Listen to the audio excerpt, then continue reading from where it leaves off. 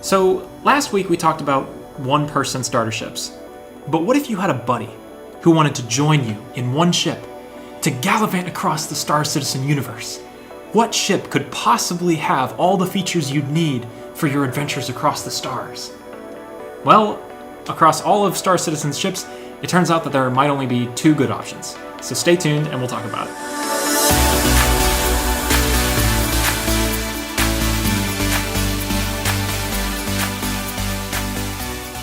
Hey everyone, it's Matt, and today we're going to talk about the best two-player ship to have in Star Citizen. Like I said, if you have a friend who wants to play with you in one ship, we're going to talk about what your best options might be. And we're going to split the video up into two different kind of categories.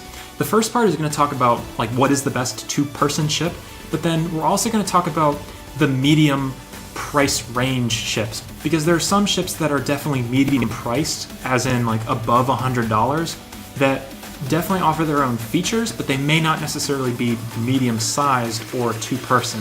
But to jump right in and to talk about the medium-sized ship, there's really only a small handful that really do the complete job. And when I say complete job, I mean they have at least 2 seats, at least 2 beds, they have decent weapons that can be piloted at least by the pilot, and they should have decent cargo capacity.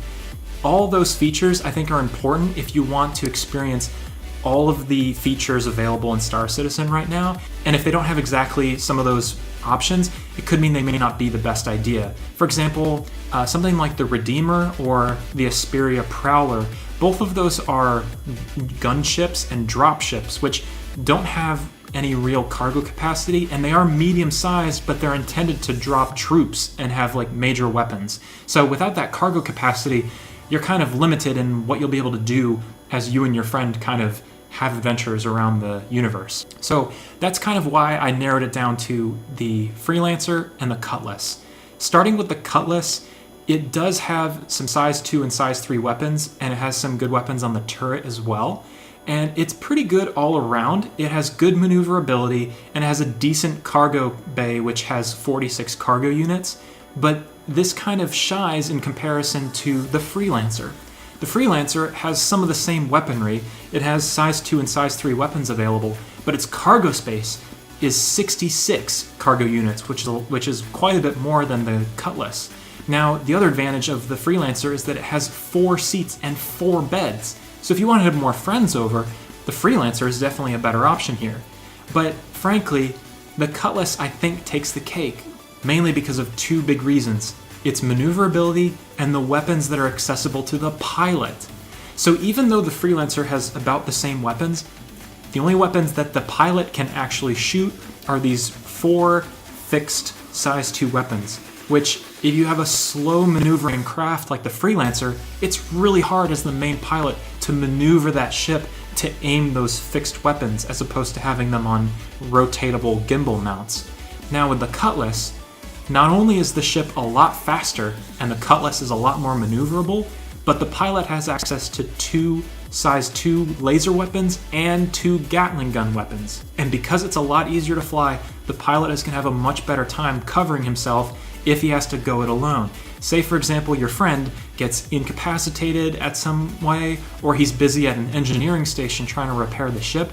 It's nice to know that as a pilot you have some better firepower and more maneuverability if you're flying the Cutlass. Now just because the Cutlass and the Freelancer are great options all around doesn't mean that there's not good options elsewhere. For example, ships like the Vanguard and the Super Hornet are both really great fighters when it comes to not having any cargo space but having good weapons for 2 players to cooperate with and use together. But if you're looking for a ship that will shred anything that stands in your way, there is one option that's excellent for 2 players, and that's the Anvil Hurricane. This thing not only gives the pilot size 3 and size 4 weapons on the front, but the co-pilot in the turret can man these 4 size 7 turrets on the back, which is insane for a ship of this size. So if you have a friend and you guys want to tear it up in Arena Commander versus swarms of pilots or Vandal, or you just want to go around the persistent universe taking care of any thief or criminal in the system, the Hurricane is definitely the ship that you want to take along. And finally, there are a bunch of ships that may not have the best cargo, and they may not have the best weapons, but they fill really special roles that if that's what you and your friend are looking for, they could be great options to fly around in. For example, ships like the Terrapin and the Mercury Star Runner both have a pilot seat and a scanner seat for a friend to scan the system much deeper than any other ship could look. And once we start getting exploration and other type of science related things in the game, those ships could be a lot of fun for you and your friend to use. And there are other specialty ships like the Vulcan, which focuses on refueling, rearming, and repairing. Although all those concepts aren't in the game yet, once they come out, you and your friend can take a Vulcan and go help people who are stranded or in distress, whether they ran out of fuel, ran out of ammo, or just need to be repaired. And lastly, I want to go over some of the medium-priced ships, which may not be medium-sized, and they may not be able to fit 2 people, but they could be really important in helping you experience the other opportunities that are available in the game. For example, a ship like the Prospector, while it's not a 2-person ship, and it's definitely above $100, it's still a really unique ship that gives you access to mining, and that could be a really cool ship to own if you're interested in that profession. Another ship, like the Vulture, again, it's not a 2-person ship, and it's definitely above $100, but if you really want to get started in salvaging, that could be a great ship to buy into if you really wanted to get into the salvage mechanic.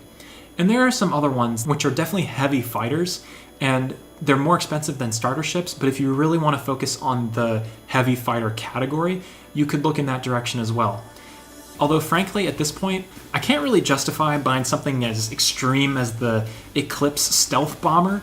This thing has size 9 torpedoes, and I can't really remember the last time that I saw a contract saying, "Dear citizen, I need this capital ship blown up. Please get rid of it quickly. I will pay you handsomely. Thank you, a concerned contract giver." And since I haven't really seen anything like that, I can't really justify advising that you get it. But I mean, if you have a need for something like that, or if you really want to have that kind of ship, go for it. Wait. Pause. I just went and watched the Eclipse commercial. I hadn't seen it, and it is awesome. I'll shorten it down and cut it to give you a shorter version, but you have to see it. Hang on, let me find it.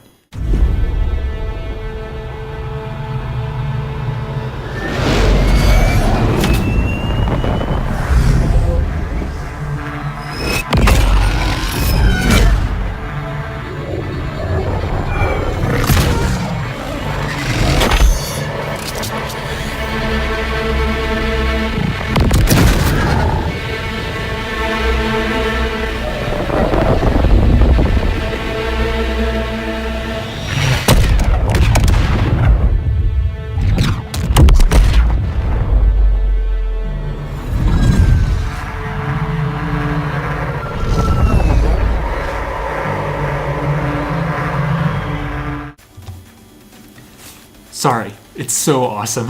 Hang on, bear with me, I'm almost done, we're just heading into the outro. I'm going to end this video with the same kind of disclaimer I gave in the last video, which was, I really don't think you need to buy any of these ships with real-world money. Since everything's purchasable in-game, I feel like you might be cheating yourself and missing out on some of the experiences of maybe if you and your friend worked together to build up enough in-game money to actually buy the ship. I think it'd be really cool to kind of collaborate and work together to build up your financial resources in the game to then finally get that ship and enjoy it together. I think people might be missing out if they just jump straight in with real world money, but whatever you want to do, totally cool. That's just my thought. Anyway, that's all I have for now. If you guys want to learn more about the ships and their manufacturers, check out Star Citizen's YouTube channel because they're posting videos about the manufacturers for the anniversary sale. And otherwise, if you want to see more content from me, I'll be posting a video this weekend and next week, so subscribe if you want to get a notification for that. And otherwise, I will see you guys later. Bye-bye.